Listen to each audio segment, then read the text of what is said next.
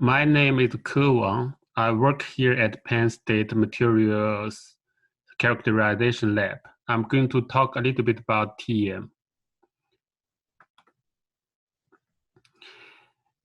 TEM is a technique in which a beam of electrons is transmitted through a super thin specimen to collect all kinds of information about the sample.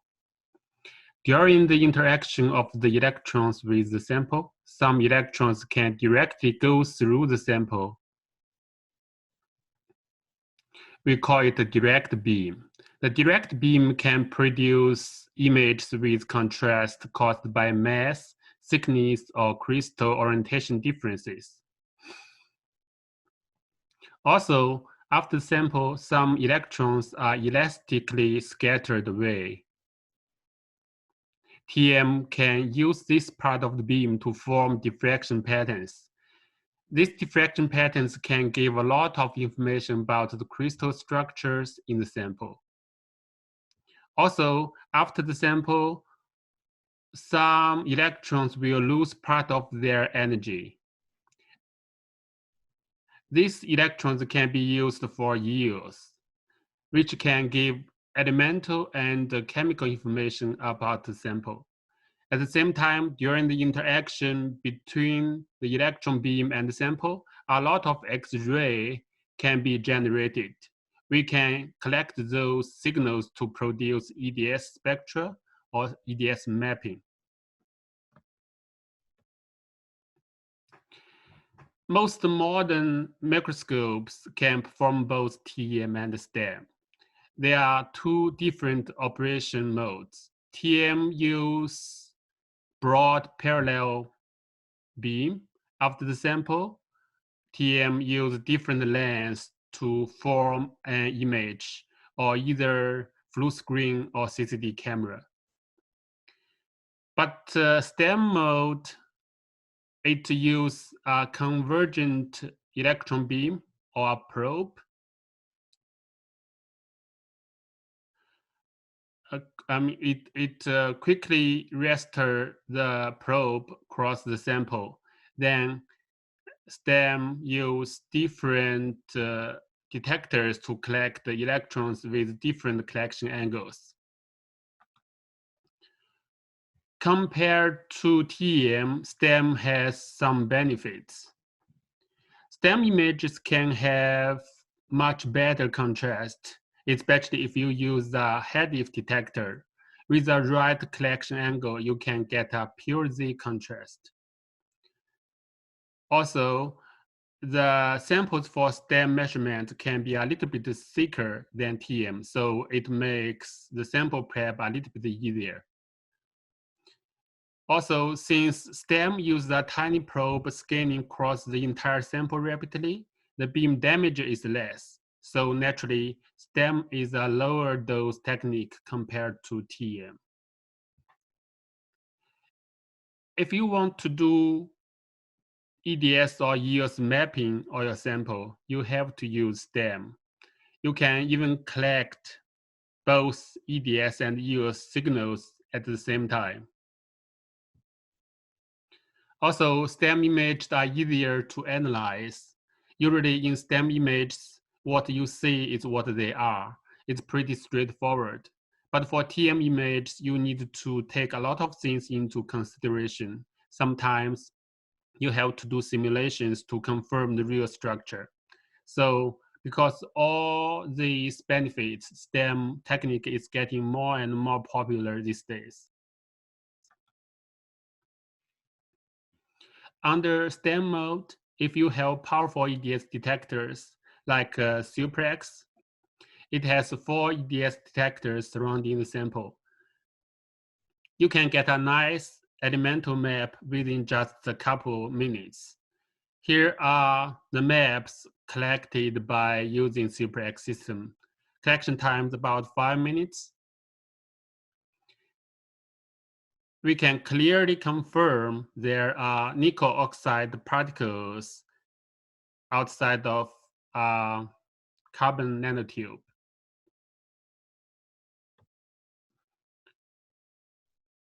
For years, besides the composition, It can also get chemical bonding information in the sample. Here are the core loss edges of titanium.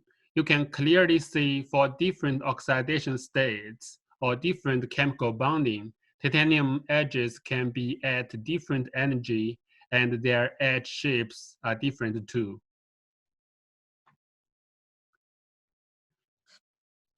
Also, you can do energy filter imaging or FTEM. Here are the FTEM maps from a polymer sample.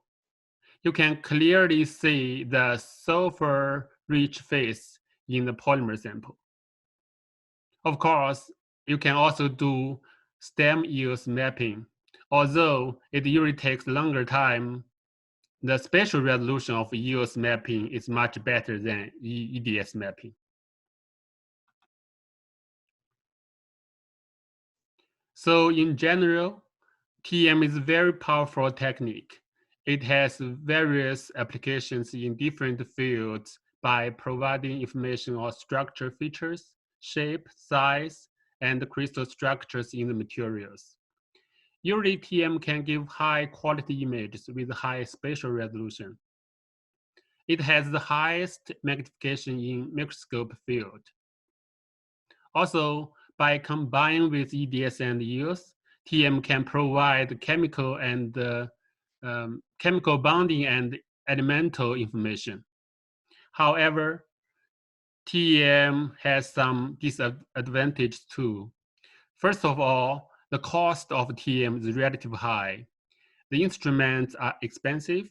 The service cost is high. Also, usually TEM requires special housing and maintenance because their performance is pretty sensitive to temperature, noise, vibration, or electromagnetic fields. The other disadvantage for TEM is the sample prep. For some bulk samples, you have to have a tiny electron transparent super thin specimen. So the sample prep is not easy and often time consuming. Also, sometimes sample prep can introduce certain artifacts into the TEM sample. They are not real structures in the material. Also, not all samples can be imaged under TEM. You need to have a sample which is stable under high vacuum or is stable under high energy electron beam. Of course, there are some workarounds. For example, you can use special design holders for those vacuum sensitive samples, or you can do cryo-EM or low dose imaging to reduce the beam damage for some materials. Here at Penn State, we have multiple microscopes for various applications. I list them here with some detailed information. Based on the samples and applications, we can choose the right instrument to use. Also, there are some special holders in the house. We have a heating biasing holder from photochips. It can heat up to 1200 degrees C. The holder is pretty stable at high temperature, so the high resolution is no problem. Also, we have photochips liquid holder. It can do static or continuous flow or mixing flow. Also, it can be heated up to 100 degrees. Then we have a Gatan double-tube cryo holder. If you have a sample which is beam sensitive, and this cryo holder can help to reduce the beam damage. Or if you have a particle sample in solution, we can try to freeze the sample and do cryo transfer for TEM. Also, we have a Hesitron PI95 pico indenter system from Bruker. It can perform in situ nanomechanical testing in TEM. Also, it can do push-to-pull, nano-scratch, and also nanodynamic measurements. If you have samples which need TEM, or if you have any questions, please contact us anytime. Thank you.